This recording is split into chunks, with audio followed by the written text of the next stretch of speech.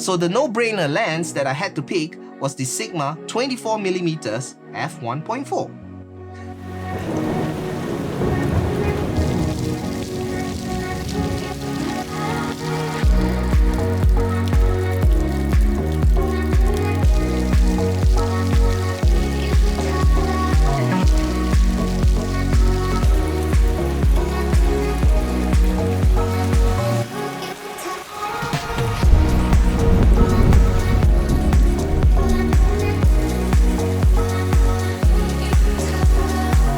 Well, looks like it's gonna be one of those gloomy days again. What is up, you guys? I hope you're having a wonderful day. Today, I decided to vlog with the new setup. And I'm gonna try to use this for the most part for today, so that you guys get to see and you get to feel the difference or the image quality coming out from this camera and the lens. So as you can see from today's video title, I got the Sigma 24mm f1.4, and I just don't want to do a video reviewing the lens. I want to take you guys on a journey so that, you know, for those of you who are my subscribers, by the end of my journey, well, by the end of my journey, I'm dead. As you follow me, and even if you don't know about camera gears, or if you're not at all interested in camera gears, well, I can assure you that by watching my videos, I'm pretty sure you guys would know how to use a camera, or a DSLR, or a manual system. Yeah. So it is still a learning process, and hopefully you guys learn something as well. There is so much benefit from shooting automatic on your camera versus shooting manual on your camera. So learn something along the way. But first, let's start off with the unboxing of the Sigma 24mm f1.4. Time for a quick little good old unboxing, shall we? And inside the box, we got some instruction manual and warranty card. Now, take note that this is an art series lens. And we are greeted with this wonderful pouch. Inside the pouch, there will be a lens hood. This is the lens hood inside the pouch. And the lens itself. Wow. It has a very good weight to it, very good build quality, nice little lens cap on both sides. And that's it for the unboxing. So I'm currently filming on the Sigma right now. This lens weighs about 670 grams. It is a lens that suits for APS-C sensors and full frame cameras. That's why the adapter is very important for the RP, so that you could mount this lens on it. Now, very important specs is that it has 9 aperture blades. Aperture blades is the blades that's inside your lens that opens and closes. On a usual lens like the popular 50mm f1.8 from Canon, it has like 7 aperture blades. This, on the other hand, has 9. Now, why is aperture blades so important? Well, the more aperture blades you have means that your bokeh, the light bokeh at the background, it's rounder. Yes, it makes sense. Like, look, if I come closer to the camera right now, you could see that the light behind me, it's a lot more circle-ish. It looks more circle. Whereas if you have lesser aperture blades, then your light bokeh, it becomes more like an oval than a circle. Fun fact, I learned this. I just knew this. I never knew about the aperture blades. But yeah, good for you to know as well. Back during my photography days, people used to ask me, "Hey Lionel, what's the best lens for your camera? What lens should I get? There are so many lens options these days. Which is the best lens?" And I would always tell them, look, you gotta know what you're shooting. Say if you're shooting birds or sports, then you would get a zoom lens. Say if you're looking at portrait photography, then you'll be looking at something like a prime lens, where the aperture is lower and you get this shallow depth of field, this blurry background thing. But then you would also want to look at a further focal length like a 50mm or 85mm lens. In my case, for the most part, I use the camera for vlogging. I use the camera for creating videos. And this is the reason why I got the 24mm f1.4. It's because I wanted a little bit of a wide angle so that I could hold it while vlogging at the same time and I don't have to like reach out really far. And of course I wanted a faster lens, which also means a wider aperture so that it is also good during low light situation. And that's exactly how I arrived to picking this lens. for my use. Some people might want a wider focal length, like a 16 or 20 millimeter, and because they are into landscape photography, then a wider lens wouldn't be a problem for them.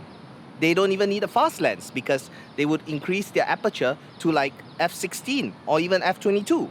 Now, don't you worry guys, for those of you who don't know about the aperture, like what's a 1.4 or what's a 2.8, 3.5, and all these numbers, I will do a video dedicated and explaining to you about aperture in the upcoming videos. So don't worry about that. I will clarify. I'm trying to make it simple for you guys to understand. I'm trying to do tutorials, but at the same time, make it easy and simple to understand for the most majority. I don't know if you guys can tell, but it is a little drizzling right now. This lens is not weather sealed, but I think it's okay. Hey, I always do this vlog no matter the situation, no matter the weather. Also, this lens, it does not have image stabilizer. So you gotta use your camera's stabilizer or build up the vlogging muscles like I do. Yeah, because I'm vlogging without stabilizing this. No, actually, I switched on the camera's image stabilizer, but let me switch it off and let me show you what it's like. Alright, so image stabilizer is switched off and now I'm vlogging without any stabilization. I tell you, vlogging muscles. You gotta build them. Plus, because this is a 24 millimeter, you don't really feel the shake that much. So now digital stabilization is switched back on, and for those of you who are asking if this lens is a vlogging lens, yes, you can use this for a vlogging lens. I am using it right now and I'm walking and I think it's fine. It's not terrible. I'm only using the Joby Gorilla tripod. Let me show you. I'm using this. Today I'm using this. Ooh, what a wet day. On my previous video, I did the review for the Canon RP. I told you guys I didn't get the kit lens. And the reason I didn't get the kit lens is because for this particular reason. I know exactly what lens I wanted. So getting the kit lens, getting the bundle makes no sense to me. What's the point of me getting the kit lens when I'm not going to use it? Because I know that the lens that I always use is the wider aperture lens. So f1.4. Can't live without it anymore. Hey, that rhymes. The thing about kit lenses is that they are always aperture 4 or aperture 3.5. It's way far from aperture 1.4. Look at the background. Look at how blurry I get. It is like a painting at the back. And that's what I want to achieve. Alright, so for those of you who want to know what's the difference, look, this is an aperture 4 right now, and you can actually see the background clearly. And this is fine, but when you are talking, you want to focus on the subject. So in this case, I am the subject. So you don't want the background to distract you or your audience. Let's adjust it back. And look, so much better, right? Less distracting, and you are focused on me and not on the background. Plus, if ever I'm vlogging and if people at the background wants to photobomb me, they can't anymore because they won't be seen. So I did not make this depth of field or blurry background or bokeh up. Like the next time when you go and watch a movie or a film, pay attention to the background of the main character in the movie. 100% most of the time when you watch a movie, you are not paying attention to the background because most of the time it's always blurred out. Let's take a scene from Jurassic Park. Look at how they only focus on the main character and the background.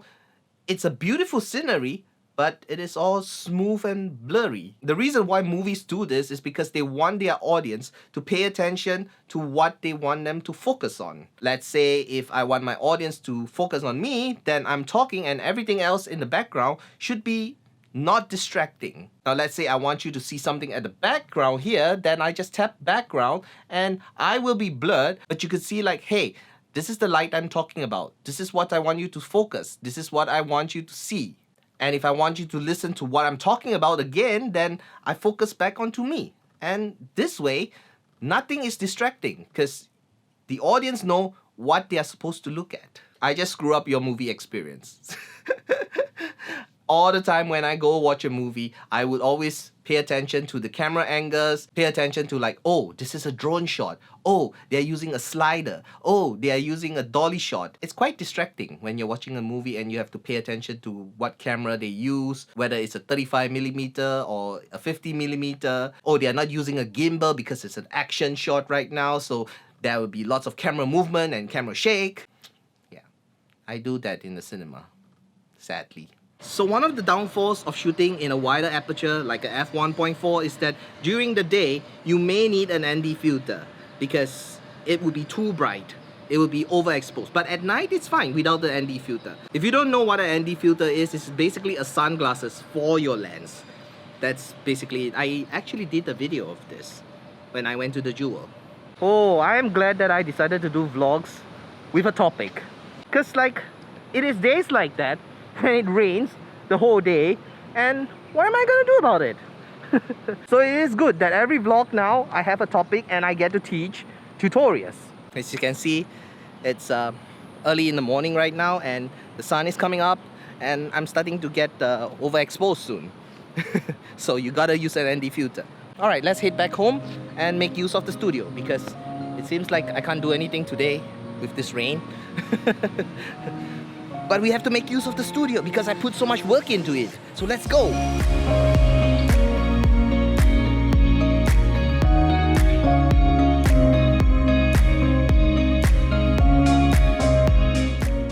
Lights, lights, and we are ready and we are set. Whew! Alright. Small little adjustment I did to the studio here. I changed the light setup. Now the lighting is a little bit different and I think it's a lot better. I also got rid of the white cable that was here. It was my charging cable. Basically, I need to charge anything, I could just charge it here. I changed it to a black cable so it's not so obvious. So you don't see like a white little cable coming down this side. Small little detail, but it matters. One more thing is that I put my mic above here now. The previous video you saw, I left the mic on the camera. Lazy me. No, actually it was not lazy because I have not set up the studio yet. So now shifting the mic above, overhead, it's a lot better. This here is my M6 Mark II. It is my vlogging camera for the last few seasons. I have the Sigma 16mm f1.4 on this camera. Yes, the lens that I dropped and damaged, this was the lens. It is still working, by the way. So because the M6 Mark II is an APS-C sensor, it has a crop factor of 1.6. So if you take 16mm multiplied by 1.6, it will roughly get you about 25 point something millimeters focal length. I have been vlogging with this focal length for the past 2 years. And I have no problem with this. I love this focal length. It is not too wide, it is not too zoomed in, and I don't really have to put the camera way too far ahead in order to get me in frame. It's an ideal focal length for me.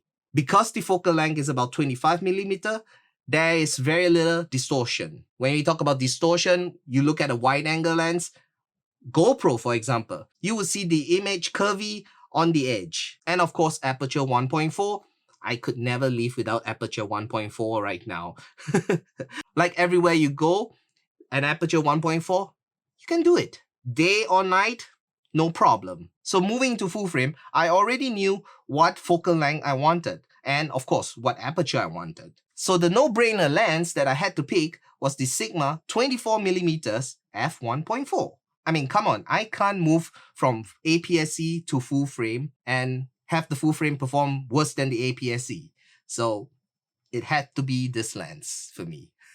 And while I'm here, let me show you how I put it onto the Canon RP. So remember the EF to RF mount adapter? We gotta need the adapter. Okay, remove, lens, remove.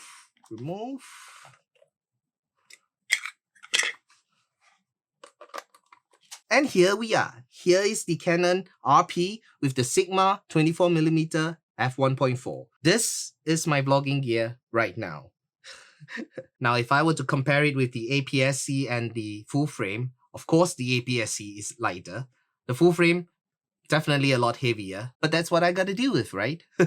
Better quality means heavier. Well, honestly, it's not that much, to be honest with you. I wouldn't even say it's double the weight. No, it's not. Yeah. In fact, if I'm shooting a photo with this setup, it feels so comfortable. Like, honestly, it feels so comfortable to have your whole hand being able to support this lens and then just like grabbing it and snapping it this way. Man, it feels good. Now let's talk about the build quality. When you hold the 24mm on your hand, it has this premium weighty feel, and of course the whole body, it's made of metal. And you guys know that I dropped the 16mm, so Sigma, yeah, they do a good job with their lens.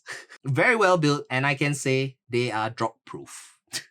However, this lens, sadly, there's no weather sealing at the back, so try not to use it under the rain. Now I believe it can handle light drizzle, but yeah, don't quote me on that, because I did use this under the rain. Anyways, back to the review. Don't use it under the rain. Simple as that. If you want to use it in the rain, it's up to you. As usual, Sigma always have this rubber focus ring here. Very nice and very smooth. You have a focus switch on the side for autofocus and manual focus. It uses a 77mm filter thread. So if you're getting a UV filter, expect to pay a little bit more because 77mm is a lot more expensive. I would say that if you're going to pick a lens for your camera, understand what focal length is best for you. Say if you are out shooting most of the time, take note of the focal length that you use the most. Some people might like the 50mm. Some people might like the 85. If you're vlogging, some people like a wider angle. For me, I wanted the 24mm is because I like this focal length, so that it's not so wide and I don't get distortion at the edge. And of course, next you have to know what aperture you want to work with. I wanted the 1.4. There was no question about it. If I could go lower, maybe. If I could go like 1.2 or 1, then maybe in the future. And also if you want a prime lens or a zoom lens. For me, I prefer prime lens because, well, we'll get into that another day. I will tell you why I prefer prime lens over a zoom lens and the difference between a prime lens and a zoom lens. Alright, so I hope this video has been helpful to you, and please subscribe to my channel if you haven't, hit the notification button, and don't forget to give me a like if you enjoy this video. I will see you in the next one. You guys keep smiling. See ya! Alright, while I'm here, let me give you a quick little tour. So here's my little camera setup and facing the studio. And if I'm sitting in front of the studio, I'll see the camera set up this way with the light. And if you can see, there's a cable that runs all the way up here to this microphone. Microphone facing down to the studio. Got my lightsaber here with the O bulb, a little lamp, and then of course, on the top here, look at my rig.